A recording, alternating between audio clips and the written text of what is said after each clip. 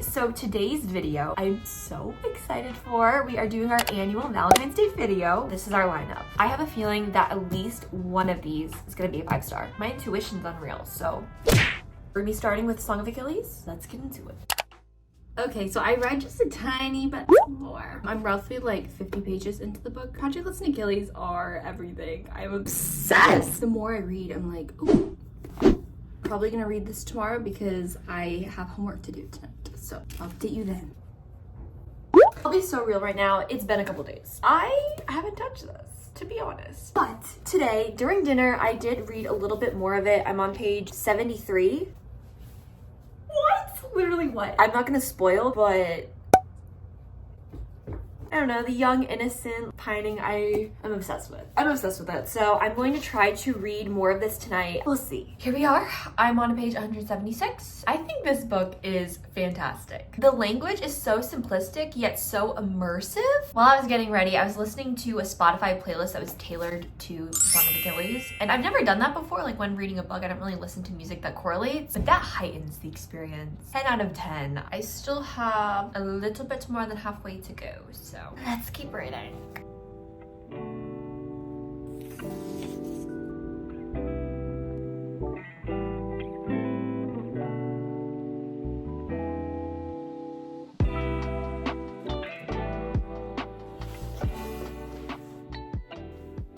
I have a theory. I think that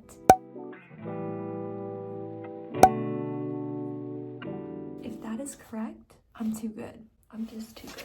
Okay, I'm back in my room and I actually don't have an update about this. I just watched a clip from the Grammys. Taylor Swift just announced her new album. I need to finish reading this. I have kind of a bit left. I feel like I'm hesitant to continue reading because I have a feeling something's not gonna end well. I'm going to finish this tonight. Mark my words.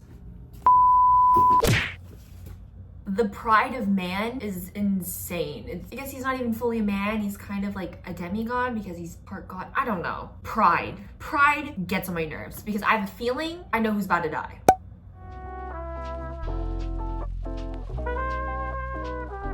Why did that ending make me a little sad though? I'm not gonna lie, the last 2 pages, they got me. I was like, ooh.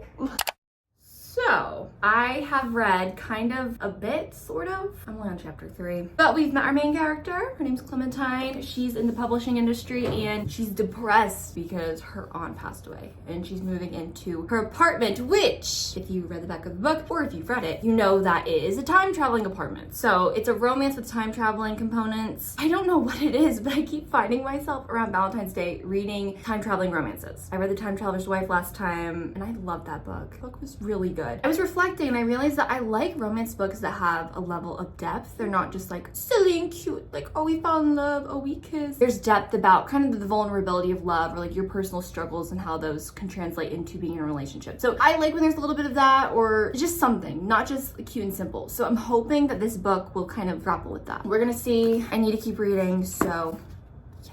Okay, I wanna know why all my clips I'm like in bed.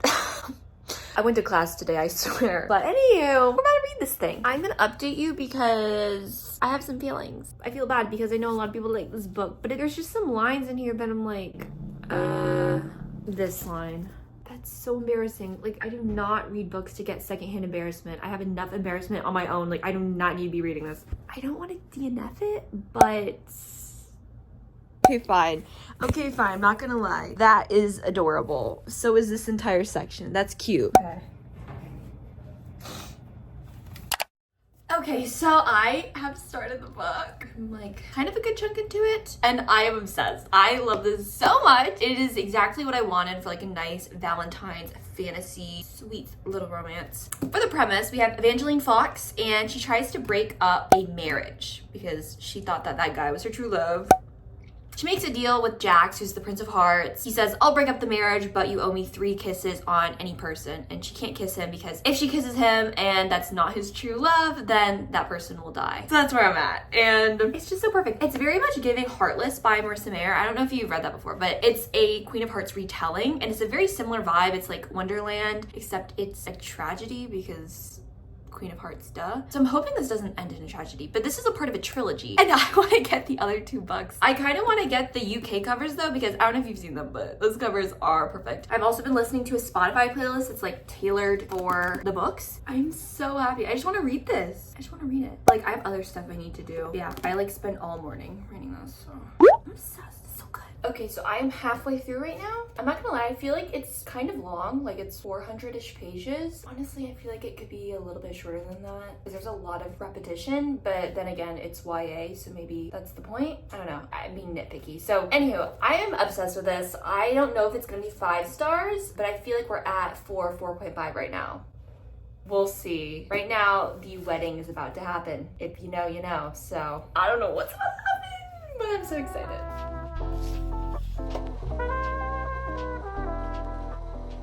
I finished the books. It only took 2 weeks. We're about to wrap this thing up. We're gonna go in chronological order, starting with Song of Achilles.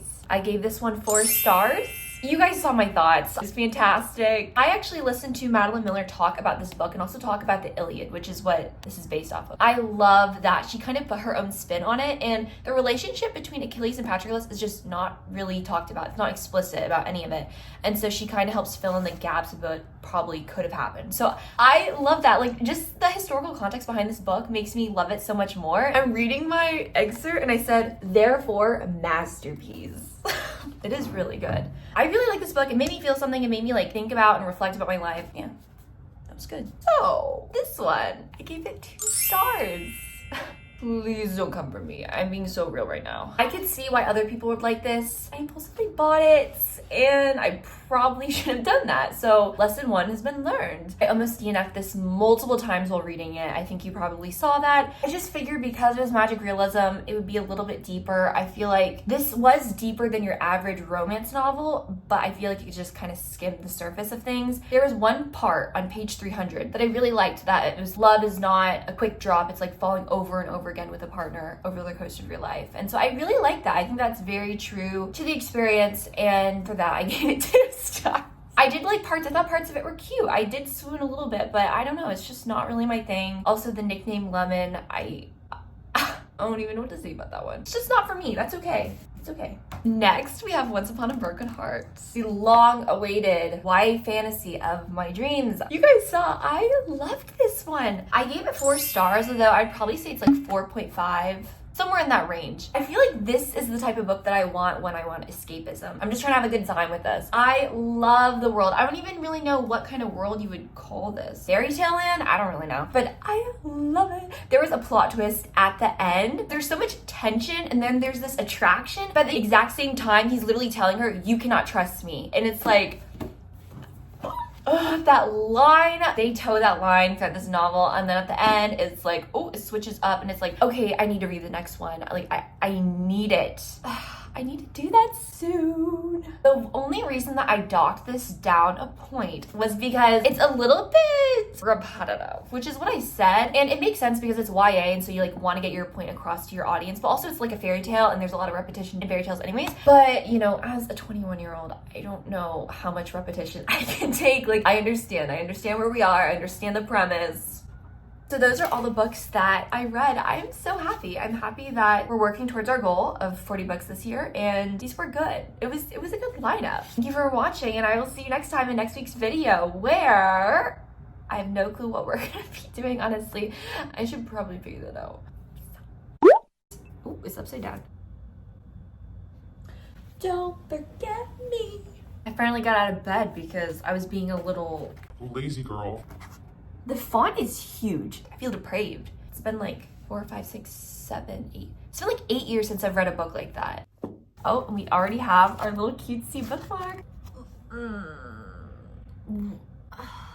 Sent me into a spiral because actually I don't really want to get into it right now.